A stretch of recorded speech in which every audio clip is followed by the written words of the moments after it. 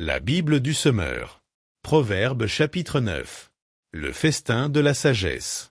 La sagesse a bâti une maison, et elle en a taillé les 7 colonnes. Elle a apprêté une bête et elle a préparé son vin. Déjà, elle a dressé sa table. Elle a envoyé ses servantes pour lancer ses invitations. Elle appelle du haut des lieux les plus élevés de la ville. Approchez donc, vous qui n'avez pas d'expérience. À ceux qui manquent de bon sens, elle déclare: Venez et mangez de mon pain, et buvez du vin que j'ai préparé. Vous qui êtes inexpérimentés, détournez-vous de ce chemin et vous vivrez. Dirigez-vous sur la voie de l'intelligence. Le moqueur et le sage. Corriger un moqueur, c'est s'attirer la confusion. Et reprendre un méchant, s'attirer un affront. Ne reprends donc pas le moqueur, car il te haïra. Si tu reprends un sage, il t'en aimera davantage. Oui, donne des conseils au sage, et il sera plus sage encore. Instruis le juste, il enrichira son savoir. La sagesse commence par la crainte de l'Éternel. Et la science des saints, c'est le discernement. Grâce à moi, la sagesse, tes jours seront multipliés, et des années seront ajoutées à ta vie. Si tu es sage, c'est toi qui en profiteras. Mais si tu es moqueur, tu en supporteras toi seul les conséquences.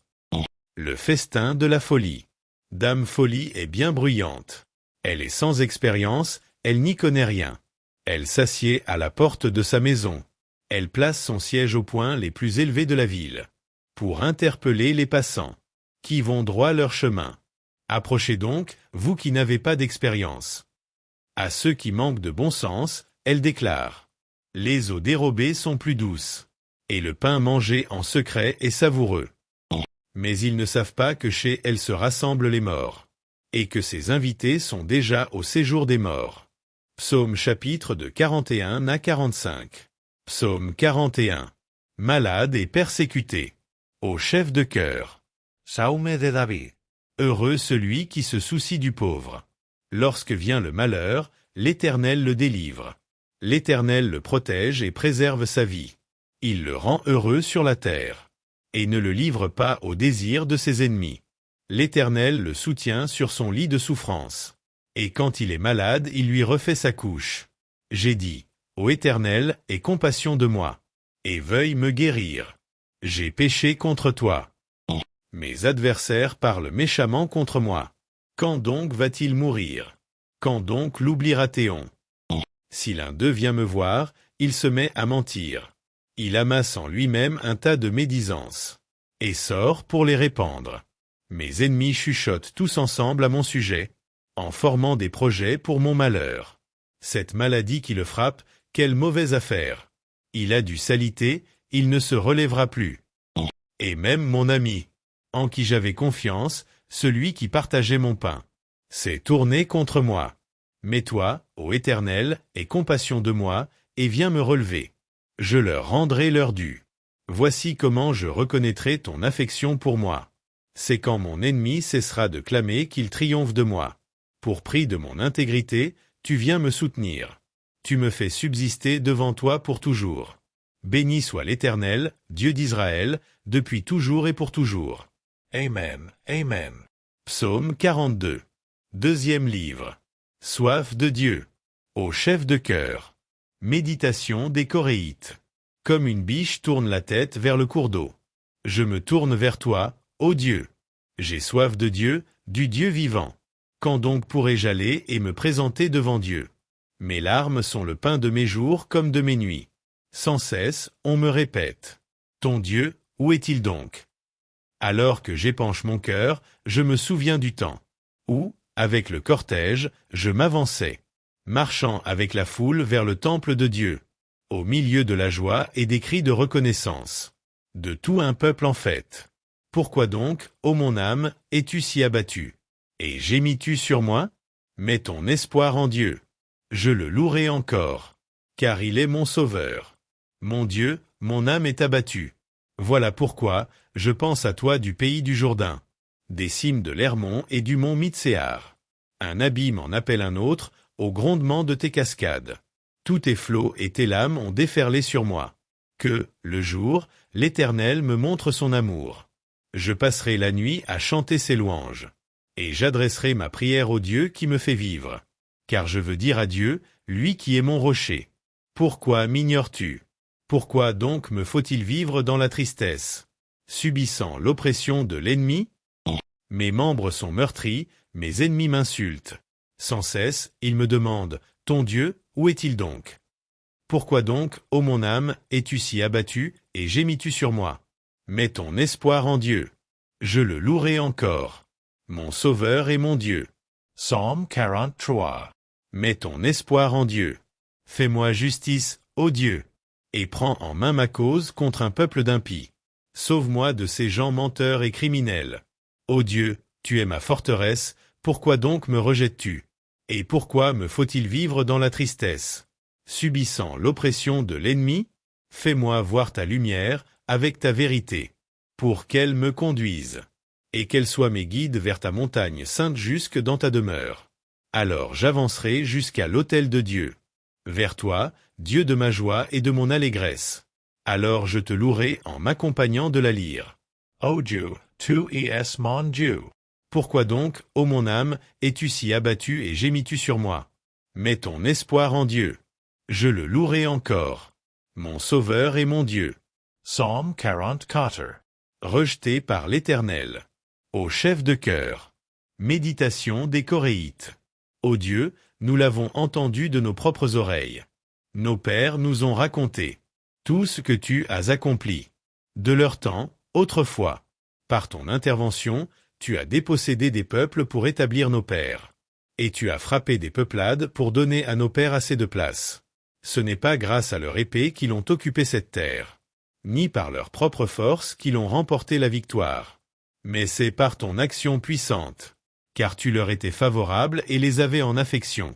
C'est toi, ô Dieu, qui es mon roi, et qui décide le salut de Jacob. Oui, avec toi nous repoussons nos ennemis, et grâce à toi nous piétinons nos adversaires. Je ne compte pas sur mon arc, mon épée ne me sauve pas. C'est toi, ô Dieu, qui nous délivre de tous nos ennemis, et qui couvre de honte les gens qui nous haïssent. Tout au long de ce jour, nous nous félicitons de Dieu. Nous le louerons jusqu'en l'éternité. Pourtant tu nous as rejetés, et livrés à la honte. Tu as cessé d'accompagner nos armées au combat. Tu nous fais reculer devant nos ennemis. Nos adversaires se sont emparés de nos biens. Oui, tu nous as livrés à eux, ainsi qu'un troupeau de brebis destiné à la boucherie. Et tu nous as éparpillés parmi les peuples étrangers. Tu as vendu ton peuple à un bas prix, sans en tirer aucun profit. Et tu nous as livrés aux railleries de nos voisins. Tous ceux qui nous entourent se rient et se moquent de nous. Tu fais de nous la risée d'autres peuples. En nous voyant, les étrangers secouent la tête en ricanant. Tout le jour je vois mon humiliation, et mon visage est marqué par la honte, quand j'entends les outrages et les propos blessants d'un ennemi vindicatif. Tout cela nous est arrivé sans que nous t'ayons délaissé, et sans que nous ayons trahi ton alliance avec nous. Nous n'avons pas renié nos engagements envers toi, nous n'avons pas quitté la voie que tu nous as prescrite.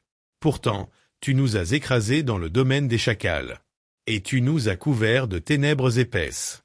Si nous avions délaissé notre Dieu, si nous avions tendu les mains vers un Dieu étranger, Dieu ne l'aurait-il pas appris, lui qui connaît tous les secrets qui sont au fond des cœurs?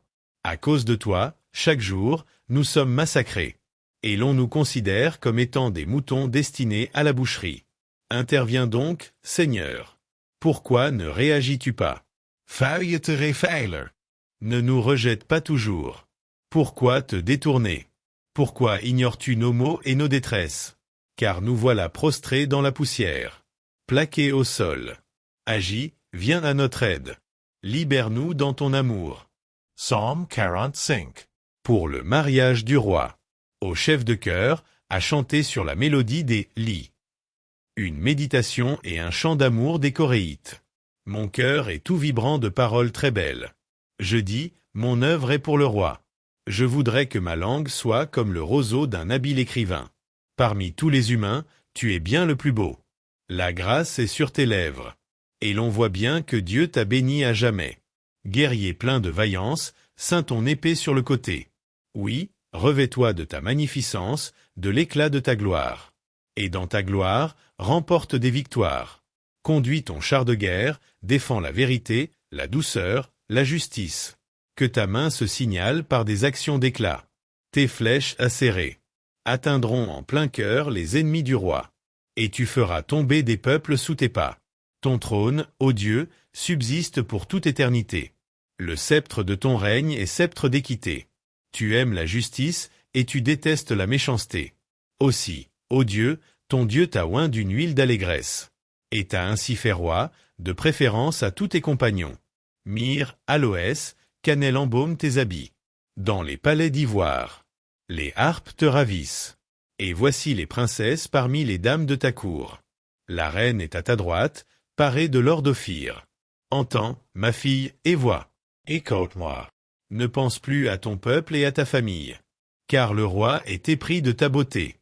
Lui, il est ton Seigneur, prosterne-toi donc devant lui. Les habitants de Tyr viendront t'apporter leurs présents. Pour gagner ta faveur de même que les peuples les plus riches. Toute resplendissante est la fille du roi dans le palais. Ses vêtements sont brodés de l'or le plus fin. En vêtements brodés, on la présente au roi. De jeunes demoiselles la suivent en cortège, on les conduit auprès de toi. On les conduit dans la joie et dans l'allégresse. Elles sont introduites dans le palais du roi. Tes fils succéderont à tes ancêtres. Tu les établiras princes pour diriger tout le pays. Je redirai ta renommée à toutes les générations. C'est pourquoi tous les peuples te loueront éternellement. Jean chapitre 13 du verset 1 à 20. Les adieux du Maître. Jésus lave les pieds de ses disciples. C'était juste avant la fête de la Pâque. Jésus savait que l'heure était venue pour lui de quitter ce monde pour s'en aller auprès du Père. C'est pourquoi il donna aux siens, qu'il aimait et qui étaient dans le monde, une marque suprême de son amour pour eux. C'était au cours du repas. Déjà le diable avait semé dans le cœur de Judas, fils de Simon Iscario, le projet de trahir son maître et de le livrer. Jésus savait que le Père avait tout remis entre ses mains, qu'il était venu d'auprès de Dieu et qu'il allait retourner auprès de lui. Il se leva de table pendant le dîner, posa son vêtement et prit une serviette de lin qu'il se noua autour de la taille. Ensuite, il versa de l'eau dans une bassine et commença à laver les pieds de ses disciples, puis à les essuyer avec la serviette qu'il s'était nouée autour de la taille. Quand vint le tour de Simon-Pierre, celui-ci protesta, « Toi, Seigneur, tu veux me laver les pieds ?» Jésus lui répondit, « Ce que je fais, tu ne le comprends pas pour l'instant, tu le comprendras plus tard. » Mais Pierre lui répliqua, « Non, tu ne me laveras pas les pieds. » « Sûrement pas. » Jésus lui répondit, « Si je ne te lave pas, il n'y a plus rien de commun entre toi et moi. » Dans ce cas, lui dit Simon-Pierre, « Ne me lave pas seulement les pieds, mais aussi les mains et la tête. » Jésus lui dit, « Celui qui s'est baigné est entièrement pur, il lui suffit de se laver les pieds. Or vous êtes purs, mais pas tous. » Jésus, en effet, connaissait celui qui allait le livrer. Voilà pourquoi il avait ajouté, « Vous n'êtes pas tous purs. » Après leur avoir lavé les pieds, il remit son vêtement et se remit à table. Alors il leur dit, « Avez-vous compris ce que je viens de vous faire? Vous m'appelez Maître et Seigneur et vous avez raison, car je le suis. Si donc moi, le Seigneur et le Maître, je vous ai lavé les pieds, vous devez, vous aussi, vous laver les pieds les uns aux autres. Je viens de vous donner un exemple pour qu'à votre tour vous agissiez comme j'ai agi envers vous. Vraiment, je vous l'assure, un serviteur n'est jamais supérieur à son maître, ni un messager plus grand que celui qui l'envoie. Si vous savez ces choses, vous êtes heureux à condition de les mettre en pratique. Je ne parle pas de vous tous, je sais très bien quels sont ceux que j'ai choisis, mais il faut que l'écriture s'accomplisse. Celui qui partage mon pain se tourne contre moi. Je vous le dis dès maintenant, avant que cela se produise, pour qu'au moment où cela arrivera, vous croyiez que moi, je suis. Vraiment, je vous l'assure, qui reçoit celui que j'envoie me reçoit moi-même, et qui me reçoit, reçoit celui qui m'a envoyé. Deuxième livre des Chroniques chapitre 18. Josaphat fait alliance avec Achab. Josaphat était comblé de richesses et de gloire. Il s'allia par mariage avec Achab. Au bout de quelques années, il lui rendit visite à Samarie et Achab abattit pour lui et pour ceux qui l'accompagnaient une grande quantité de moutons et de béhufs. Puis il le persuada d'aller avec lui attaquer la ville de Ramoth en Galade. Achab, roi d'Israël, demanda à Josaphat, roi de Juda, « Viendras-tu avec moi à Ramoth en Galade ?» Celui-ci lui répondit, « J'irai avec toi, mes troupes iront avec les tiennes, nous livrerons combat avec toi. » Une unanimité impressionnante. Mais il ajouta, « Consulte d'abord l'Éternel, je te prie. Le roi d'Israël rassembla les prophètes, qui étaient environ 400, et leur demanda, « Devons-nous aller reprendre Ramoth en Galade, ou dois-je y renoncer ?» Ils répondirent, « Vas-y. Dieu la livrera au roi. » Mais Josaphat insista, « N'y a-t-il plus ici aucun prophète de l'Éternel, par qui nous puissions le consulter ?» Le roi d'Israël lui répondit, « Il y a encore un homme par qui l'on pourrait consulter l'Éternel, mais je le déteste, car il ne m'annonce jamais rien de bon, il m'annonce toujours du malheur.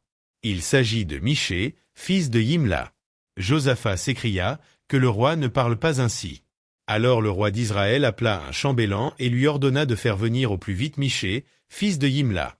Le roi d'Israël et Josaphat, roi de Juda, revêtus de leurs costumes royaux, siégeaient chacun sur un trône, sur l'esplanade qui s'étend devant la porte de Samarie, tandis que tous les prophètes étaient devant eux dans un état d'exaltation.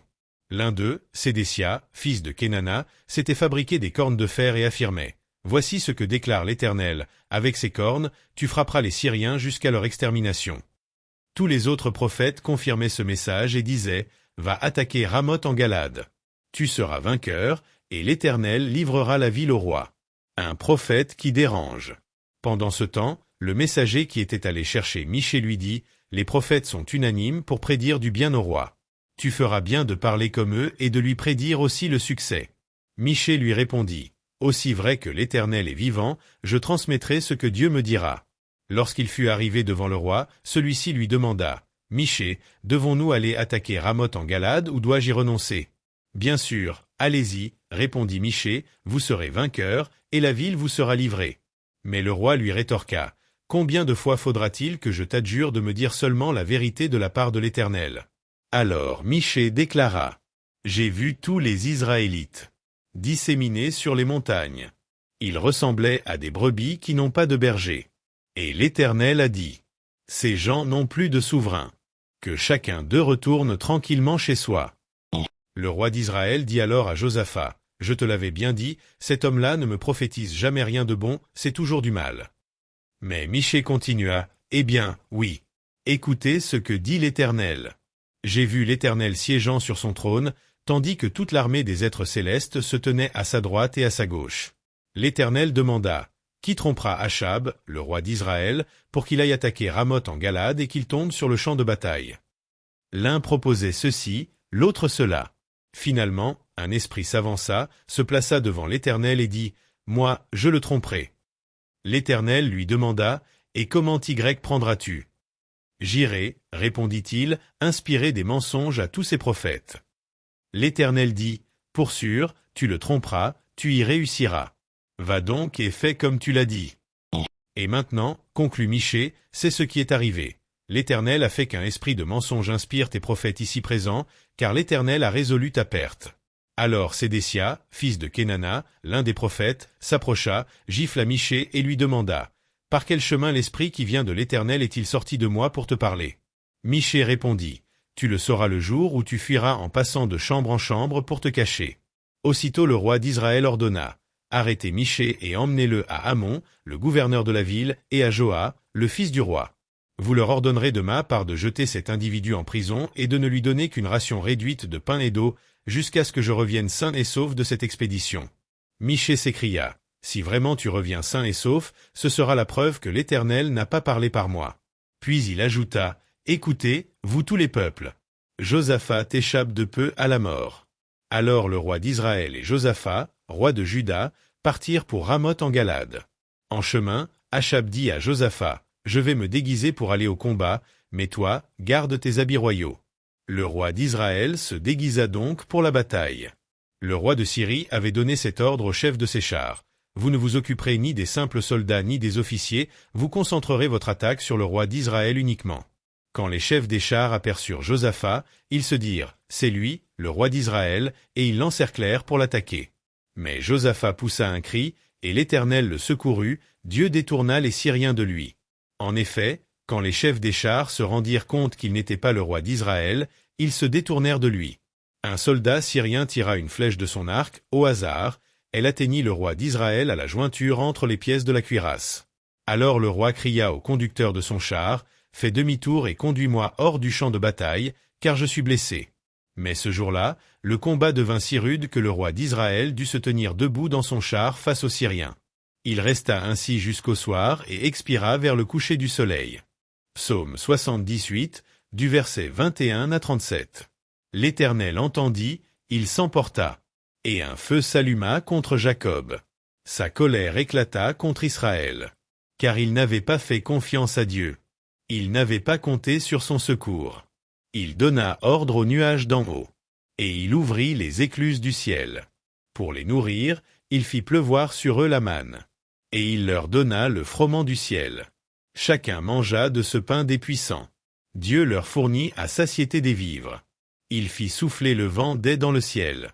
Et par sa force, il fit venir le vent du sud. Il fit pleuvoir de la viande sur eux, aussi abondante que la poussière. Il fit tomber une nuée d'oiseaux aussi nombreux que le sable des mers. Il les fit tomber au milieu du camp, autour du lieu où se dressait leur tente. Ils en mangèrent jusqu'à satiété. Dieu leur avait servi ce qu'ils voulaient. Mais leur envie n'était pas assouvie. Ils avaient encore la viande à la bouche. Que la colère de Dieu éclata contre eux. Alors il frappa les plus vigoureux, abattant les jeunes gens d'Israël. Malgré cela, ils ont péché encore. Ils n'ont pas eu foi, malgré ses prodiges. Il fit s'évanouir leurs jours de façon lamentable, et terminer leurs années dans l'angoisse. Dieu les frappait, ils se tournaient vers lui. Ils revenaient à lui, en le suppliant instamment, se souvenant qu'il était leur rocher, que le Dieu Très-Haut était leur libérateur. Mais s'ils priaient, c'était pour le tromper. Les propos qu'ils lui tenaient n'étaient pas sincères, car leur cœur n'était pas droit envers lui. À son alliance, ils n'étaient pas fidèles.